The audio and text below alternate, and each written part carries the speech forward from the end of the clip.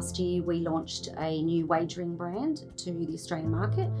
And when you're launching a brand, particularly one in that sector, we invested a lot in news, and it was incredibly successful for us, particularly within those sporting environments, contextually relevant environments. There was QR codes within creative that kept people in those environments. So huge success there. In fact, it contributed amongst other channels, but it contributed to us getting them to #1 in the App Store within launch. So that was very successful. With news, I think we've said it a couple of times, like credibility, trustworthy, honesty. That's the kind of tone that brands are looking for within those environments, and we've had great success within my portfolio. For instance, the likes of NAB. NAB have really leaned into the Back to News initiative because they appreciate what quality journalism brings to a society, and they see the value in having their brand aligned with such an environment. We've done some remarkable work for Moet and Chandon from the Mindshare portfolio, and it's had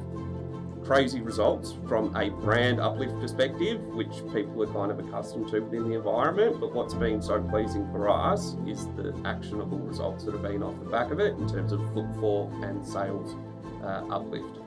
You've seen the damage that kind of widespread misinformation or disinformation has in our society, and we felt we had a role to play in trying to rectify that or bring things back more towards quality news, and in a way that was, as I kind of mentioned, win-win for all parties to do so.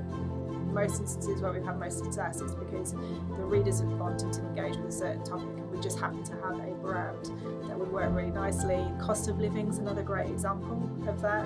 The fact that News Corp have done some great initiatives around cost of living and helping to make the Aussie dollar go further. So I think at the broader extent that we talk specifically about news publishing is, I think there is a big loss if you're not in that environment. That big loss is in terms of the eyeballs that news actually does drag to it. And for a lot of our clients who are actually moving towards how do I maximise my 1+ reach continually during the year, you cannot actually do that efficiently without news within your mix. So a client who doesn't have news within that mix and news across all platforms, not just singularly, will not be able to achieve that as efficiently as the client who does.